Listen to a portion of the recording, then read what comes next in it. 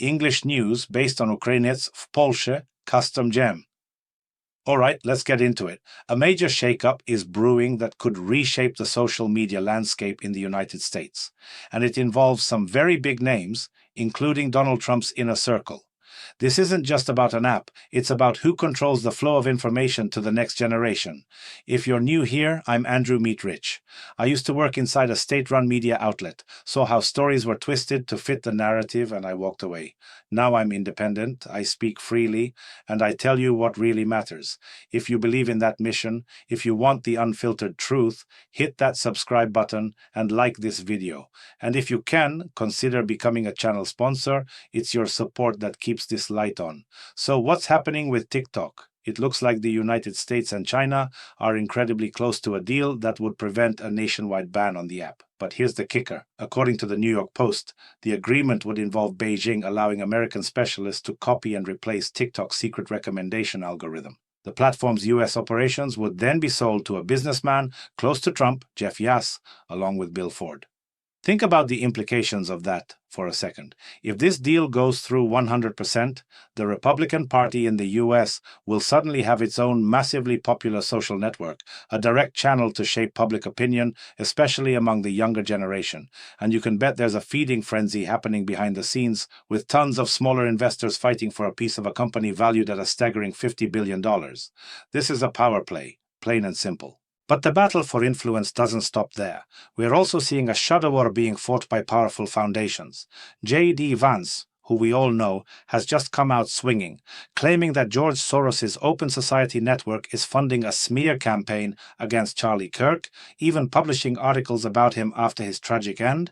Vance is calling this unacceptable and says unity with the radical left, which he accuses of spreading lies about Kirk, is impossible. He's essentially calling for a full-on war against the institutions that, in his words, encourage lawlessness in the US. He's pointing the finger directly at George and his son Alex, saying urgent measures are needed, otherwise the indoctrination of young people and the stoking of division will just continue. This is a clash of titans, a fight for the heart and soul of the country, and it's getting uglier by the day. Meanwhile, across the Atlantic, the ground is shaking in Brussels. Ursula von der Leyen, the head of the European Commission, is facing an unprecedented challenge.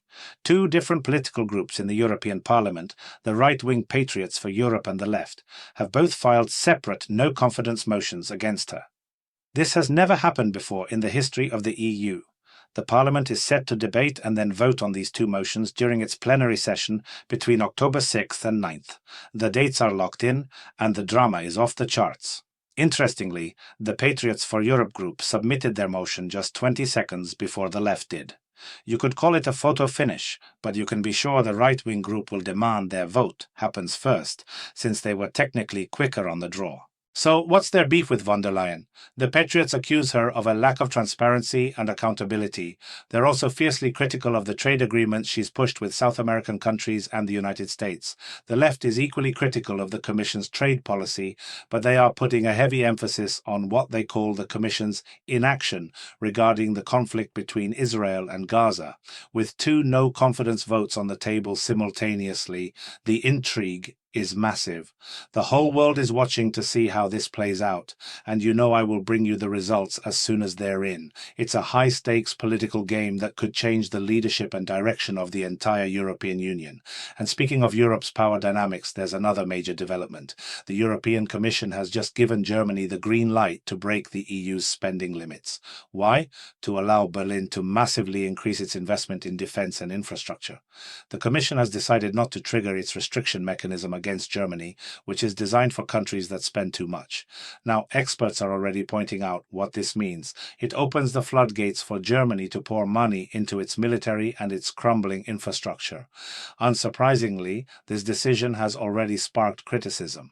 People are accusing the Commission of turning a blind eye to Germany simply because it's the biggest and most powerful country in the EU. In return for this special treatment, Germany has promised to adopt the EU's recommendations, like cutting bureaucratic red tape and accepting a large number of highly skilled migrant specialists.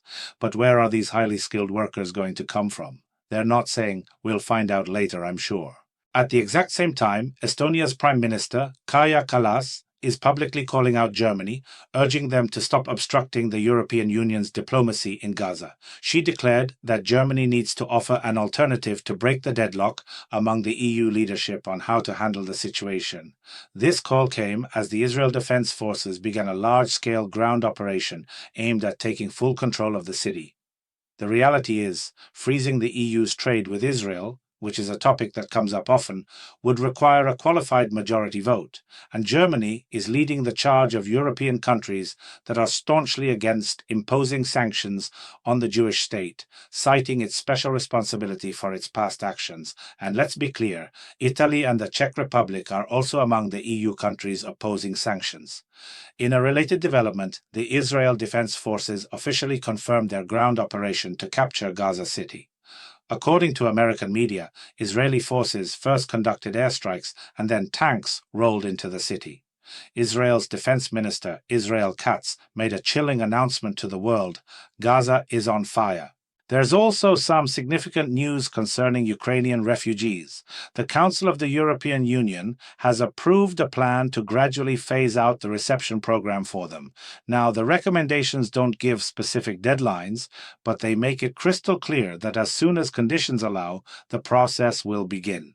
European Union countries are already being advised to start preparing, to start offering Ukrainian refugees residence permits for work, study, or family reasons. For those who wish to return home, the plan suggests allowing them to make exploratory visits to Ukraine.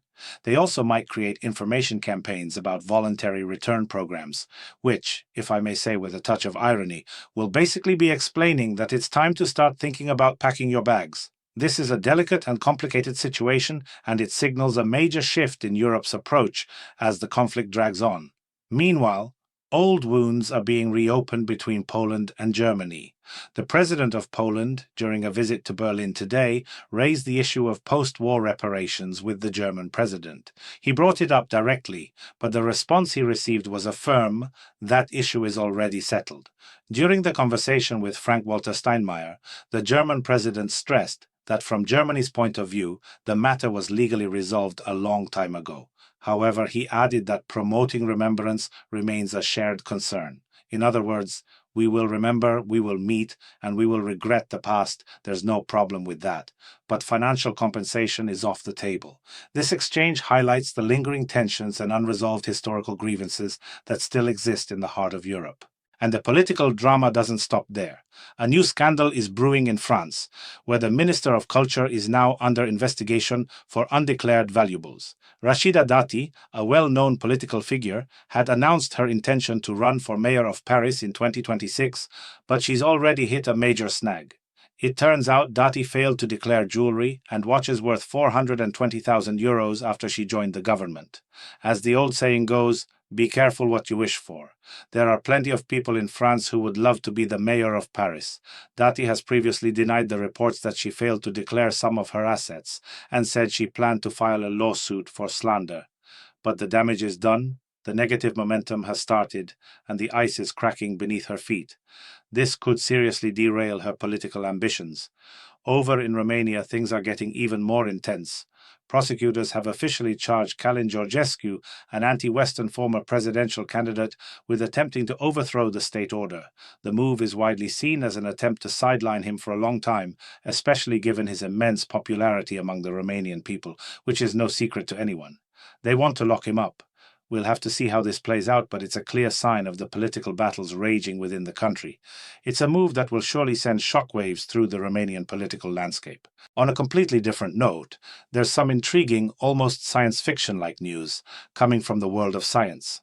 Researchers are promising that immortality is getting one step closer. An American startup, which has received millions in funding from Sam Altman, the head of the AI research and deployment company, is creating a pill to combat aging.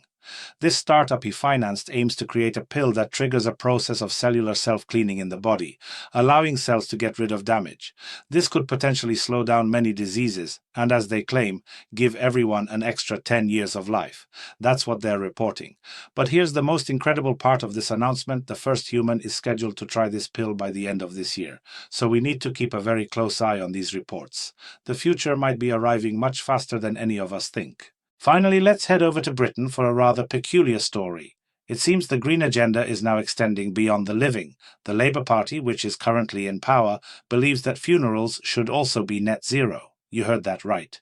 As part of the government's plan to reduce greenhouse gas emissions, they want to make crematoriums more environmentally friendly by banning gas-fired cremation furnaces. They also want to compel grieving families to choose eco-friendly woven or bamboo coffins. This isn't a joke. The new rules would also require crematoriums to measure all their energy consumption and emissions. They'd also be encouraged to use the heat generated during combustion for things like producing electricity or heating water. They're even holding up the city of Redditch as an example.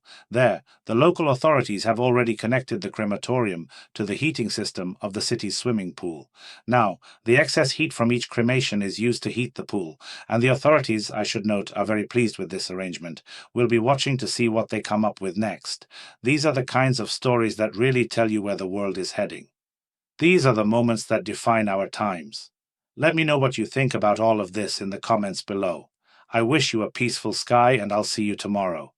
Believe me, I always have something to share with you. Take care. And please, if this content means something to you, hit that like button, subscribe, and consider becoming a sponsor. Your support is what makes this independent channel possible.